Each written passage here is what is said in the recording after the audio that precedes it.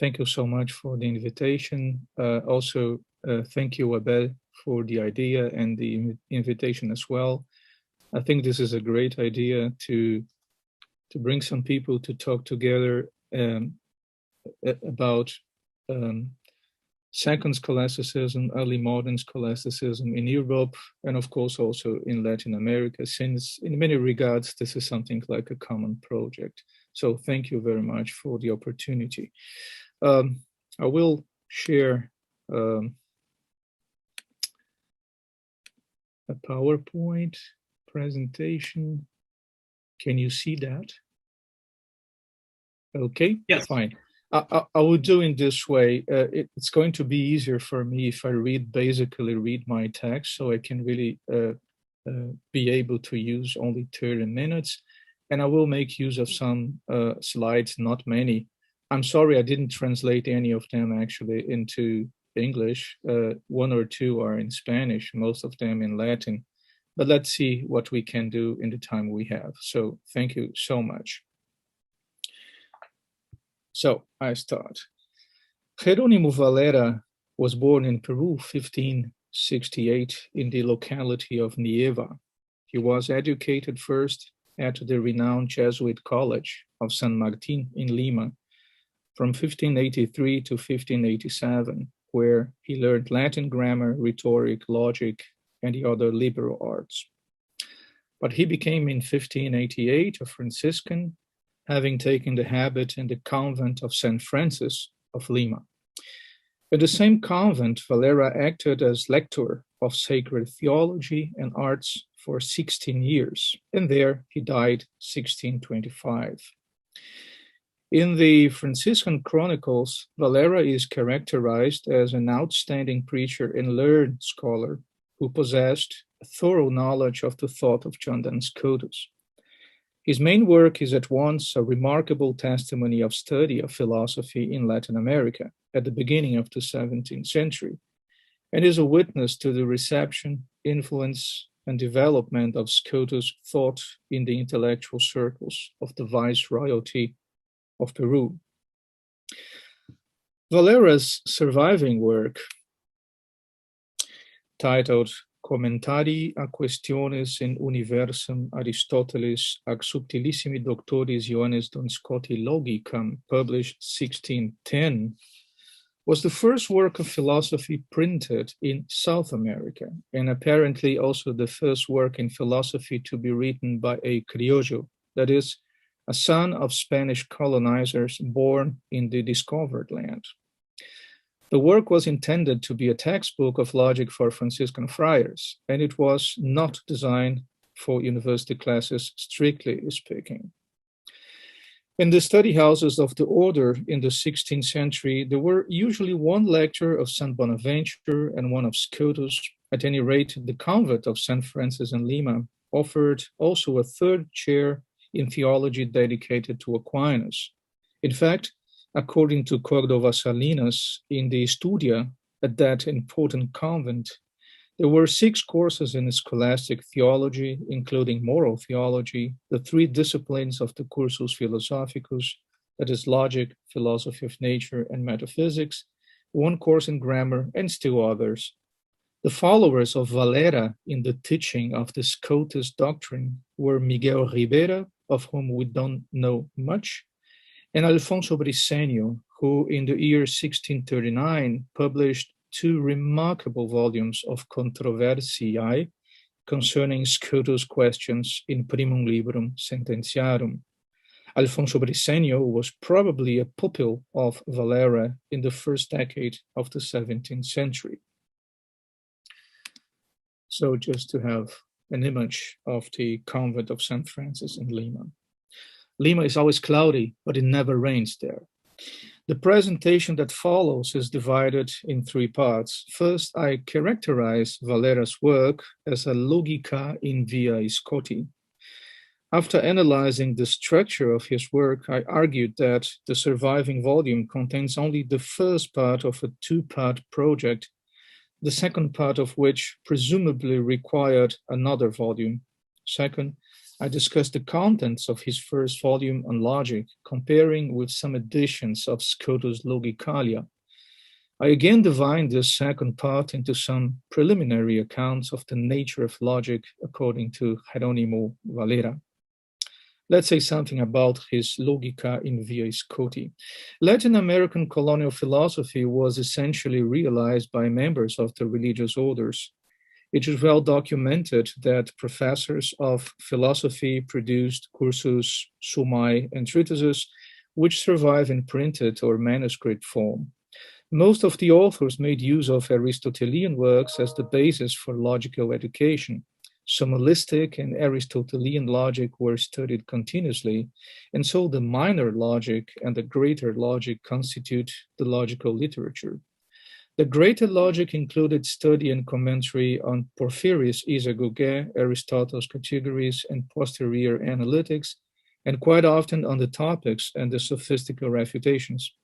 Depending on how extensively they had been treated in the Summulae, whose structural form for 16th, 17th century logicians was originally given by Domingo de Soto. Commentaries on De Interpretatione and the prior analytics might be included or not to the corpus of the greater logic as well. Valera's work on logic fits perfectly in this general picture. After all, the extant volume of his writing testifies to the double structure of his logical cursus, for it treats the Summulae Dialecticae, or the minor logic, and offers commentarii ac questiones on the organon of Aristotle. This structure, which with some variations had been richly verified by Walter Redmond and Mauricio Bechot in the logical works by such authors as the Augustinian Fray Alonso de la Vera Cruz in his Recognitio Summularum and Dialectica Resolutio 1554, and the Jesuit Antonio de la Rueda Rubio in his Commentari in Universum Aristotelis Dialecticam 1603. Truly, according to my own research, it can be verified in all Latin American cursus on logic found so far, either as manuscript or printed work. The title of Valera's work specifies that it is a Scotist logic, again, Commentari a questiones in Universum Logica, in Universum Aristotelis, ac subtilissimi doctoris Ioannes dum Scoti logicam. It seems that Valera and his Peruvian confreres were conscious of this novelty in the teaching of logic. The publication of Valera's book by a leading publisher in Lima, Franciscus del Canto, was enabled by 4 approbaciones in Spanish and Latin written by officials within the order. The approbation by Fray Diego de Pineda especially clarifies the purpose of Valera's Logica in via Scoti. I just highlight that Fray Diego declares the work of Valera as the first logic in via Scoti that had originated within the Franciscan order. Whether this means in the order as a whole or only in the Americas is unclear. Céspedes Agüero believes that it was the first logic in via Scoti outside of Europe, but he does not prove or explain his claim. It is possible that Valera's was the first logica in via Scoti, or at least the first early modern complete and combined cursus of minor and greater logic anywhere.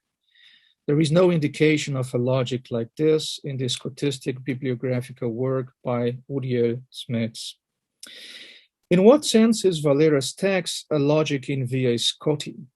As to the Summulae Dialecticae, although Scotus did not write any work in this genre, Valera constantly refers to Scotus' works, authentic or not, in his exposition of the doctrine of terms, propositions, and consequences.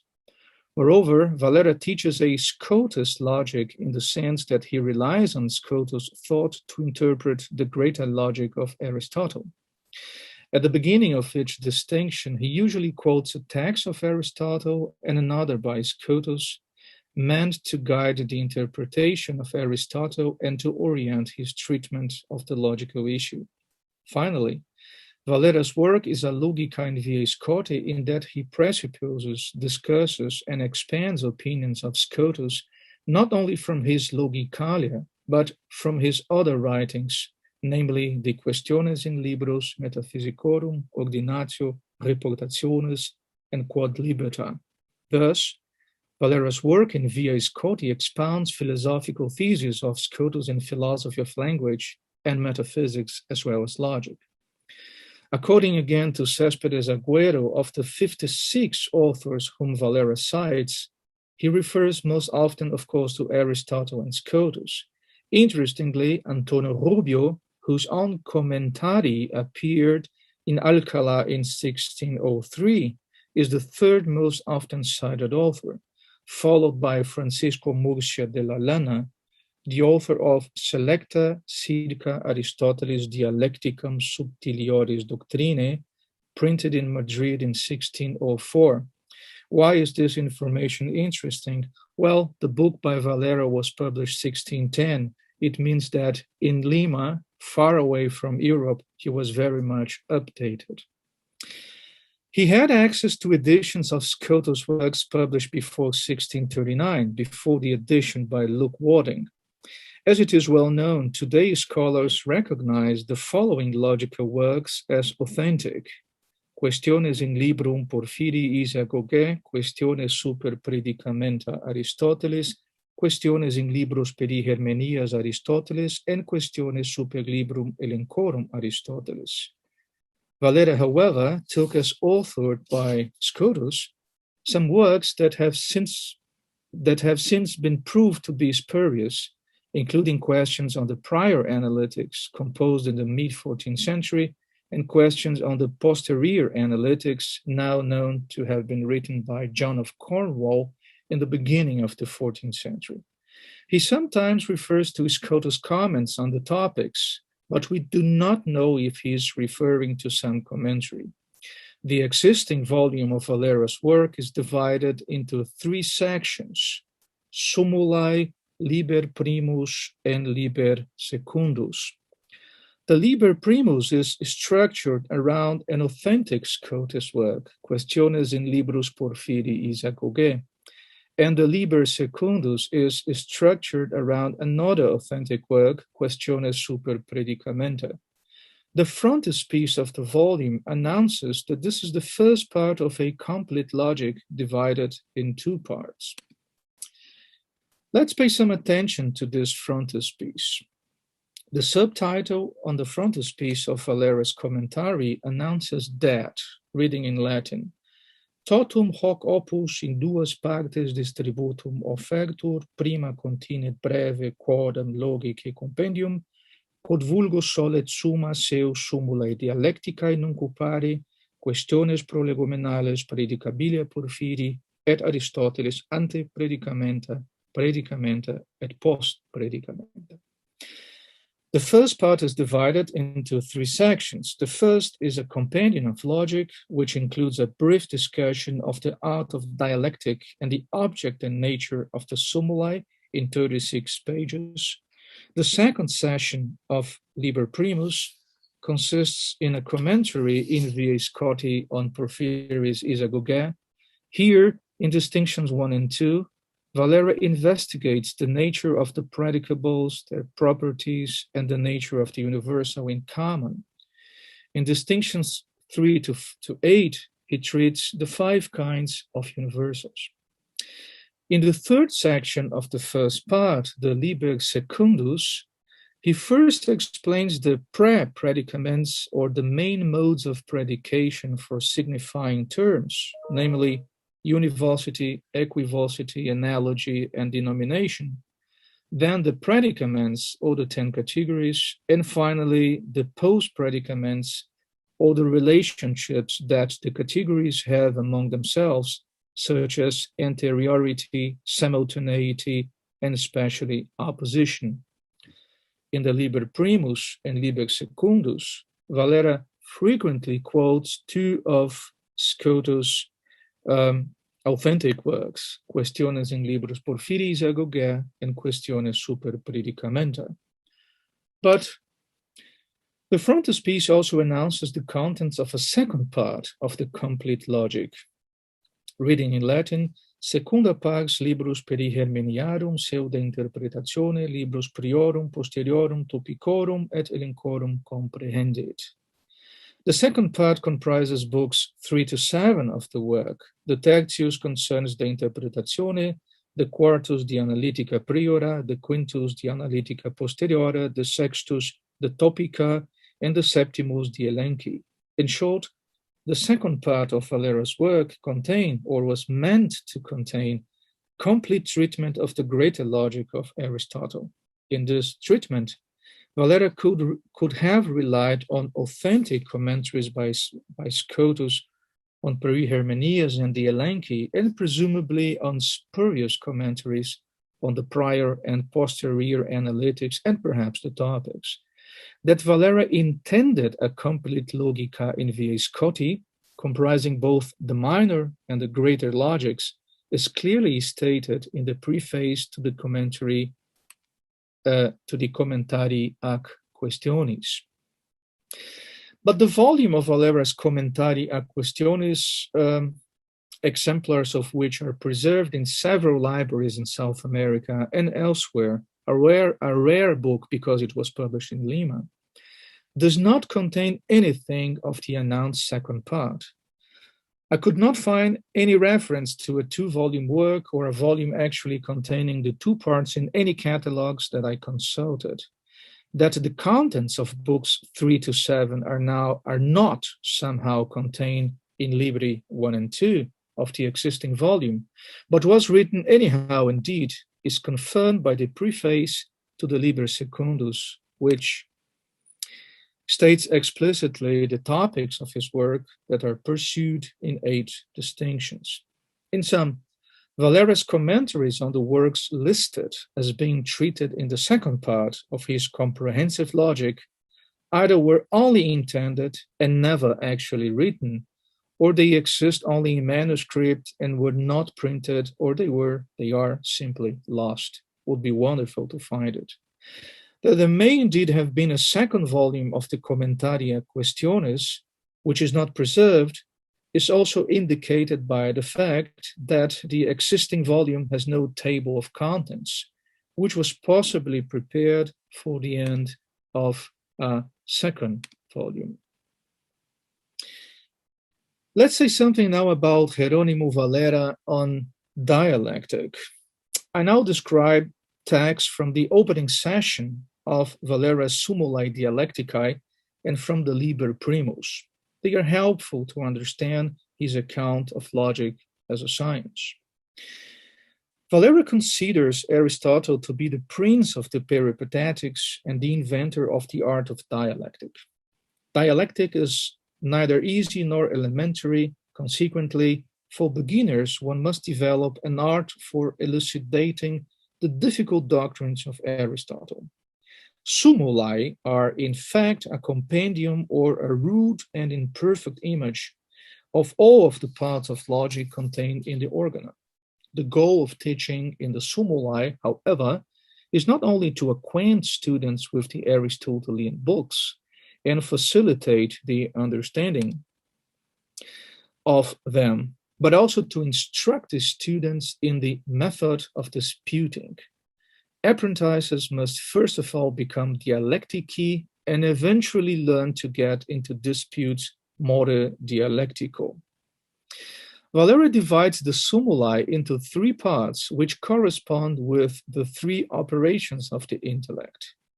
1, the simple apprehension of things or of simple terms, which is the basis for the composition or division of simple things apprehended in an affirmative or negative proposition, which leads to discourse, whereby from one proposition another is inferred. He shows no concern for the psychology of these 3 fundamental intellectual operations, but only for the logical linguistic form and typology that each operation presents. As Aristotle says, the proper subject of dialectic is the art of drawing correct conclusions from valid argumentation, or in sum, the method or the art of reasoning. Valera's concerns are really didactic. He exposes in detail the definitions of dialectica as an art of reasoning, and he remains very close to Domingo de Soto in that regard. The word dialectica, which stays for faculty, comes from the Greek dialegomē. This etymology indicates that dialectic in Valera's mind is not confined to the logic of the topics. The Greek origin of the word comprehends both the topical and demonstrative part of logic. He prefers a more comprehensive meaning of the term, and I quote him about the purpose of dialectic: to make evident unknown things from known things through argumentation, be it probable or necessary. Another term for the art is logika, coming from the Greek logos, which means discourse or reason, which comprehends both verbal and mental discourse. He turns next to a series of questions about the arts of dialectics. What are the causes of dialectic? The causes here is natural. Human reason itself gives rise to disputation, for there is a certain native power of inquiring and responding. Dialectic grew through application, studium, but it attained its highest perfection in the art of disputation. So an important question in Valera's Sumuli is where to begin the teaching of logic. Sumulists are not unanimous about the order of topics in logic.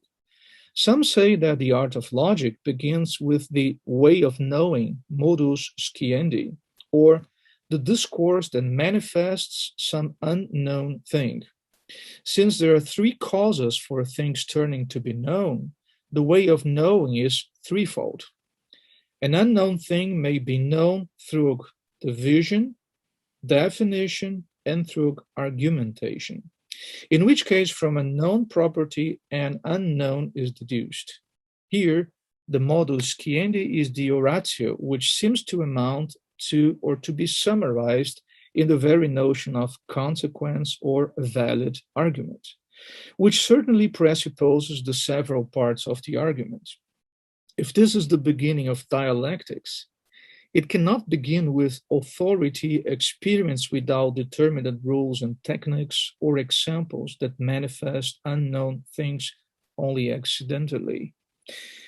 Here, to begin with the modus sciendi, or strict valid argumentation in logic, is to begin already through the most universal instrument of the intellect, into which everything else in the ratio of the intelligible is then directed.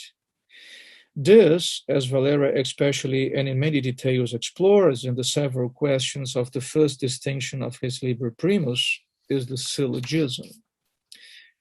There is, however, a second opinion about the starting point of dialectic, according to which the art begins not through the modus sciendi itself, but through a more simple part of it, namely the knowledge of terms.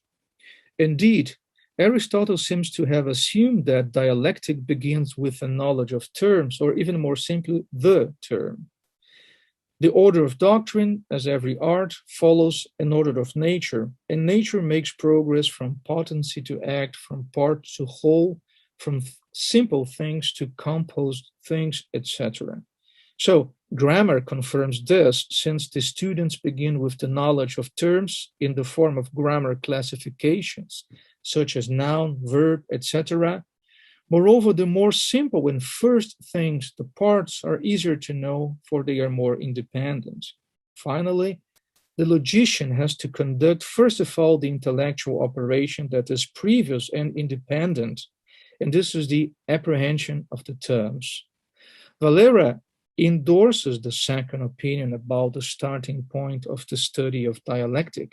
In fact, the universal instruments of the intellect, which consist of universal laws and serve all investigative undertakings, are presented in scientific form in the Logica Magna that follows the Sumuli that is, the books with commentaries in via Scoti on Aristotle's logical works.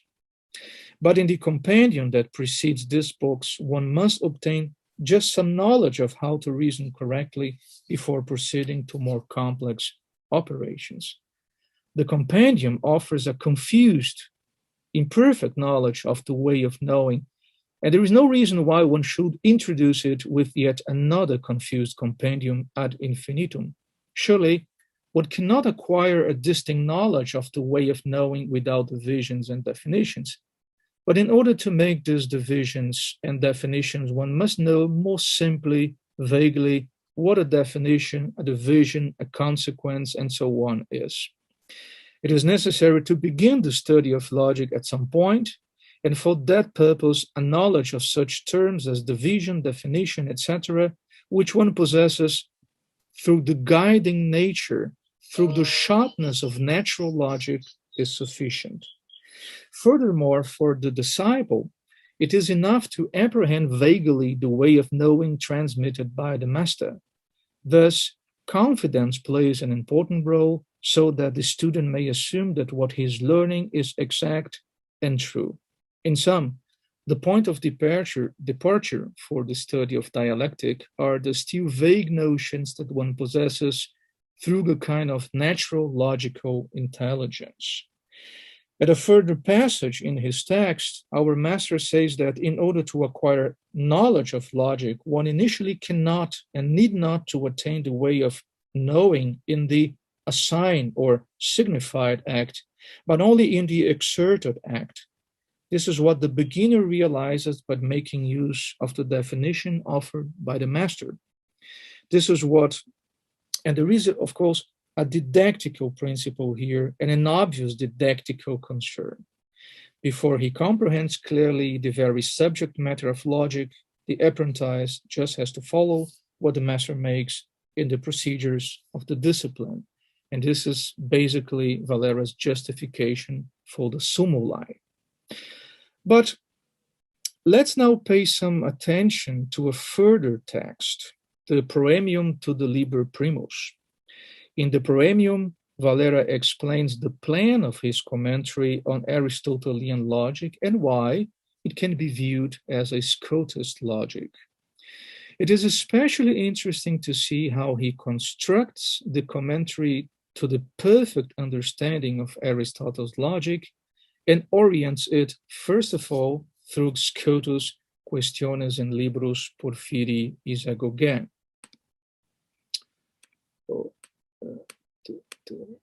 I put it. Yeah. Thus, in the first distinction on the nature and properties of logic, he repeats three questions posed by the subtle doctor, namely, whether logic is a science, whether logic is a common science, and what is the object of logic. Quoting Scotus literally, Valera follows his conclusions. First, he emphasizes that logic is a science, for in logic many things are concluded through demonstration, and actually it deals with all things required for demonstration. Second, logic must be considered insofar as it is docens, in this case it is a science, and insofar as it is utens, in this case it is not a science. He asserts that logic is a common science according to its subjectum because it is used in the learning of all other sciences. Third, he reminds his readers that according to Scotus, there are three conditions of the subjectum of a science. One has to know what it is and that it is. Through the knowledge of what it is, one can demonstrate the properties of the subject. All other things in the science are reduced to its subject and are considered because of it. According to these conditions, Valera affirms that a being of reason in common is the proper subjectum of logic, and this is the syllogism. The syllogism satisfies all of the conditions for being the adequate subject of logic. All questions raised by Valera keep this thesis in view, as you can read in handout number 8. Moreover, We should stress that if the first object of metaphysics for Valera is real being, ens reale, which is the transcendental ens qua ens, understood and defined by Valera very much in Suarez terms, that is, the being that can exist in the nature of things. A being of reason, ens rationis, on its turn, has a diminished existence, which the thing acquires only when it is under cognition. There is, for example, such an ens when human being, homo, is known as subject, predicate, or species. This is not real a parte re, but only because the intellect creates that with regard to cognize human being. A being of reason has a being invented by the intellect grounded on the likeness of the real thing, of the real being. From such an orientation provided by Scoti's questions and conclusions, Valera's detailed exposition on the nature and properties of logica in the Liber Primus of the Commentari will be offered in 10 different questions. A simple attempt to find a structure and a sequence for his questions and rather complex expositions would have to at least include an account of the real basis of logic as a habit of knowledge, an account of the object of logic, as well as an account of the scientific character of logic as intellectual habit. If you allow me, for the sake of brevity, I will only offer a short description of Valera's account of the real basis of logic, which seems to be a rather Scotist discussion on the nature of logic and its relationship to the knowledge of reality, instead of a purely restatement of a theoretical question found in Scotus' distinctions. I will be very short here. In a kind of meta-theoretical consideration, beginning his commentary on question 1 of distinction 1, whether dialectics is in the nature of things, Valera emphasizes that theoretically the question about what a thing is always precedes any questions about the way in which it is.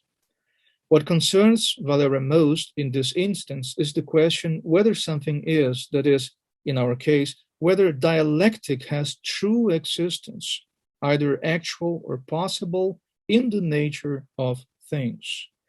He affirms that logic does not investigate properly the nature of truth and falsehood, as metaphysics does, and does not simply judge on the truth and credibility of its object, as all the sciences do, but rather considers the form by which one judges concerning the truth of things. He sees no inconsistency in affirming that with regard to the true form of judging about what and how things truly are, there is an art in nature indeed that discerns truth from falsehood. Although falsehood may be defined as the privation of truth, he denies that privation signifies nothing. Although privation is not something positive, there is, however, in nature a reale privativum. That logic exists in the nature of things seems to amount, in the end, to the idea that logical form depends directly on mind's acts, but indirectly and originally on first intentional concepts, and thus on the ways things are.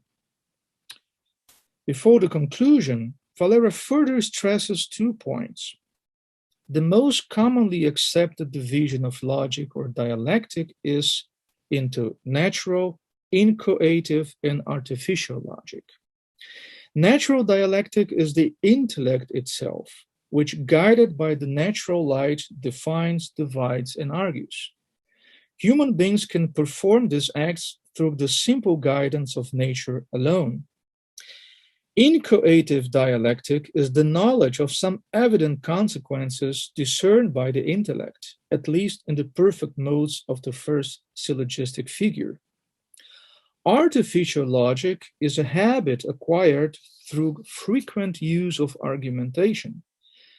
It is the nature of this sort of logic or dialectic that Valera strives to investigate and understand.